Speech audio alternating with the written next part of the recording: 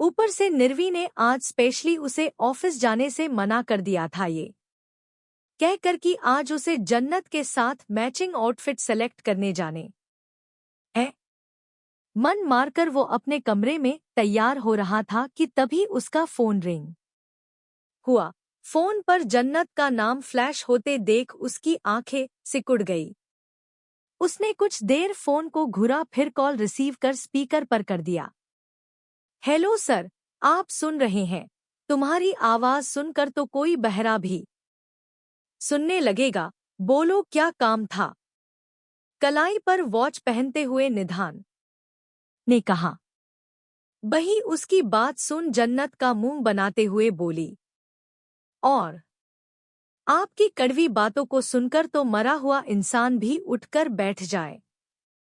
मैंने ऐसे ही फोन नहीं किया था आपको, मैं ये कह रही थी कि आप सासू माँ से कह दीजिएगा कि मुझे शॉपिंग पर नहीं जाना। हालांकि ये बात तो मैं भी उनसे कह देती, लेकिन उन्हें मेरी बात का बुरा लग जाता ना, इसीलिए। अच्छा, तुमने मुझे समझ क्या रखा है? मेरे पास अब यही एक काम रह गया है कि मैं तुम्हारी बात इधर से उधर पहुंचाता रहूं। तुम्हें जो कुछ भी कहना है तुम खुद जाकर कहो, मुझसे कोई उम्मीद तो रखना भी मत। Idiot dot. निधान ने झल्लाते हुए फोन कट किया और उसे बेड पर फेंक गहरी सांस लेने लगा।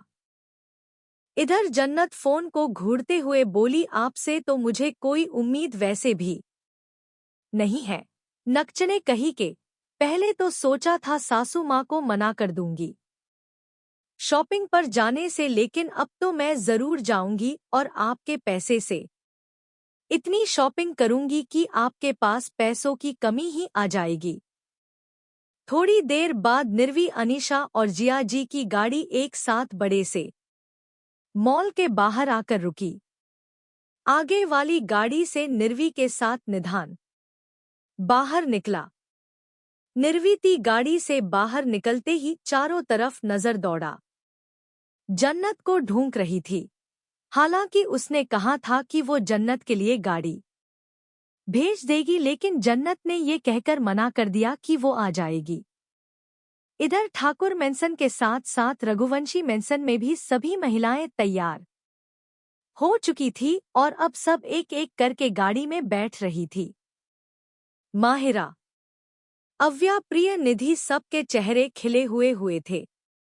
आरोही धरा को आराम करने को कहकर उसके कमरे से बाहर आई। धरा की तबीयत अभी कुछ खास ठीक नहीं हुई थी, इसीलिए आरोही ने उसे कुछ दिन यही रहने को कह दिया।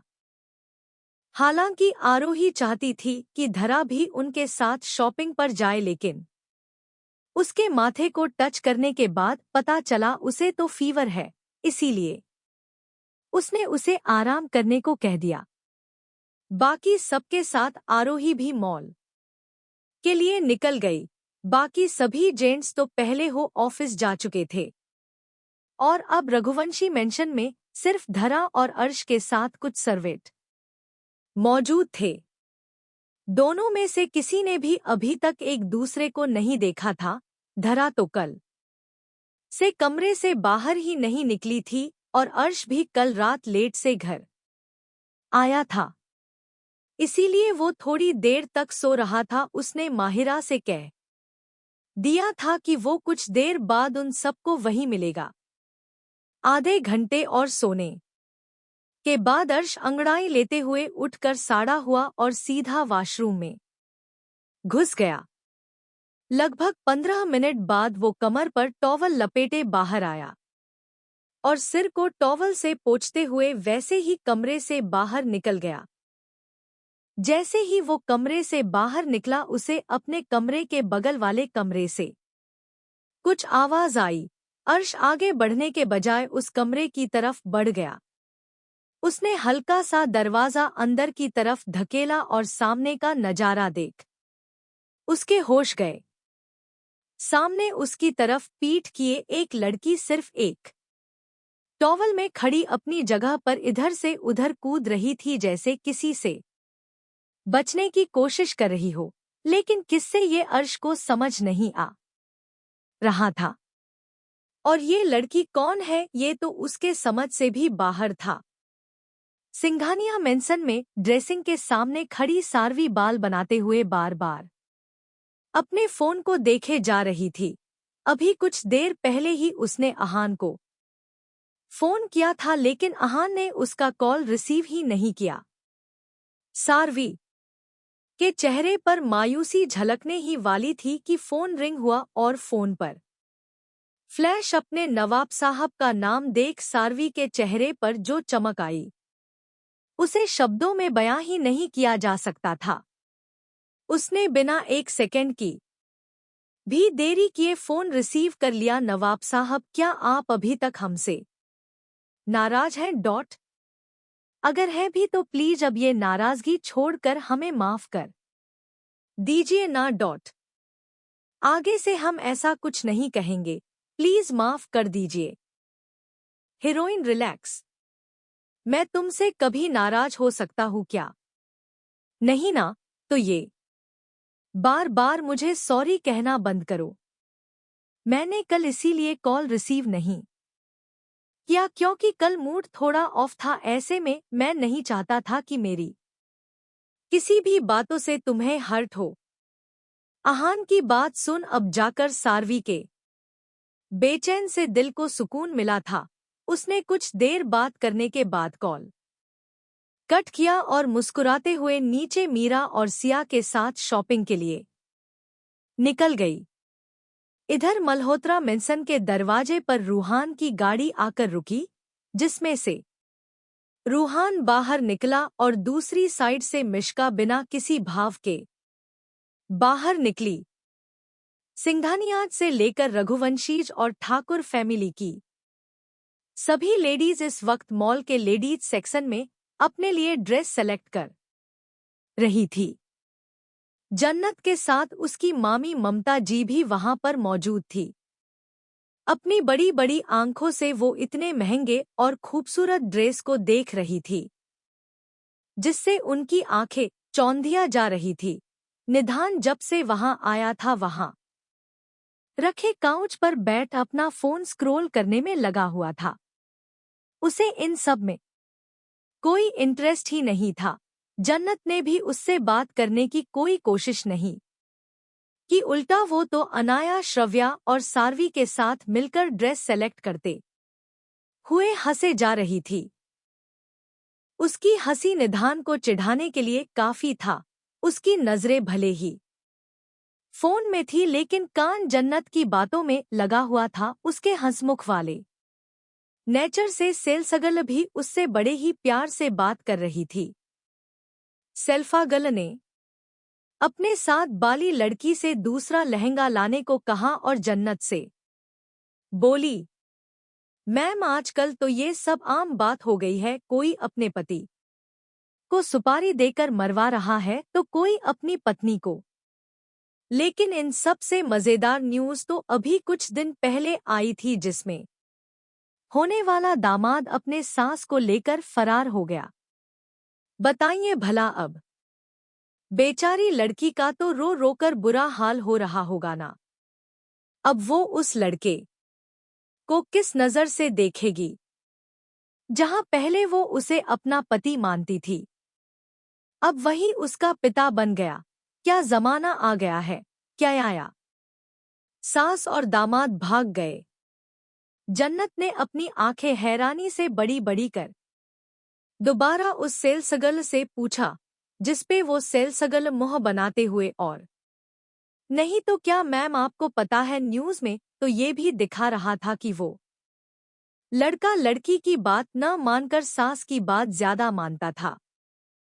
रेड कलर का वो साड़ी देखने में एकदम सिंपल सा था, लेकिन कोई गौर से देखे तो पता चले कि उस साड़ी में कैसी कारीगरी की गई है।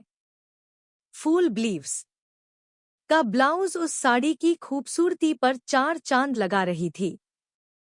उसने तुरंत यो साड़ी निकलवाया और उसे देखने लगी।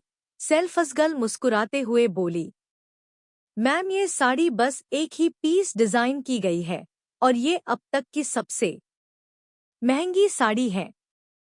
अगर आपको ये पसंद है तो प्लीज आप ट्राई करके हमें बता दीजिए ताकि हम आपका फिटिंग वगैरह सही करवा सके।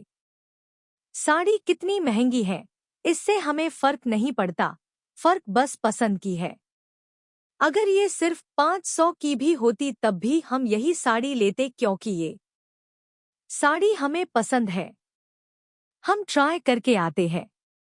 सारवी मुस्कुराते हुए ट्रायल रूम में चली गई।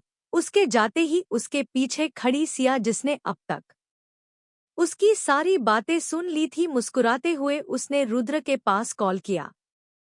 रुद्र जो अभी अभी मीटिंग रूम से बाहर निकला था, सिया का कॉल देख तुरंत रिसीव कर कैबिन में आते हुए बोला, क्या बात है वाइफी, मेरे बिना शॉपिंग करने में मजा नहीं आ रहा है ना? मैंने तो पहले ही कहा था मेरे साथ चलना, लेकिन तुम्हें ही पूरी फैमिली के साथ जाना था। चुप करिए आप, हर वक्त बस यही सब सूझता है आपको। ये सब छोड़िए और चलिए अपनी लाडो के साड़ी का बिल पे करिए। ओह, तो मेरी प्रिंसेस ने अपने लिए फिर से साड़ी सेलेक्ट किया है, लेकिन सुबह मैंने तो तुम्हें अपना कार्ड दिया था ना, तो तुम क्यों नहीं कर देती पे? हम नहीं करेंगे क्योंकि हम चाहते हैं कि अपनी लाडो का बिल आप पे करिए। जब तक वो हमारे साथ है तब तक आप ही को उसके खर्चे उठाने पड़ेंगे ना मिस्टर हंडसम। फिर तो उसकी शादी हो जाएगी तो उसके हस्बैंड वाइफी, उसका बाप इतना काबिल है कि वो अपनी बेटी का खर्चा ताउम्र उठा सकता है। उसके लिए मुझे उसके हस्बैंड का वेट नहीं करना है।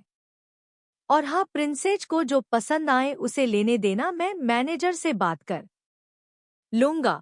रुद्र की बात सुन सिया खुद को मुस्कुराने से रोक ही नहीं पाई। उसने होठों को हल्का सा काटा और बोली, अच्छा तो क्या आपकी सिर्फ एक ही प्रिंसेस है? नहीं, बिल्कुल नहीं, मेरे लिए अनाया श्रव्या मेरी लाडो के जैसे ही हैं। तीनों बच्चियां मुझे जान से भी ज्यादा प्यारी हैं। अब तुम अपने होठों पर जुल्म करना बंद करो, क्योंकि इन पर जुल्म करने का हक सिर्फ मेरा धत्तत बेशर्म इंसान। शर्म से हुए लाल गालों को छुपाते हुए सिया ने झट से कॉल कट कर दिया। सारवी साड़ी पहने बाहर आई। साड़ी का ब्लाउज उसे एकदम परफेक्ट आया था। उस साड़ी में वो इतनी खूबसूरत लग रही थी कि सिया के साथ साथ वहां मौजूद सभी लोग उसकी तारीफ करने से पीछे नहीं हट रहे थे।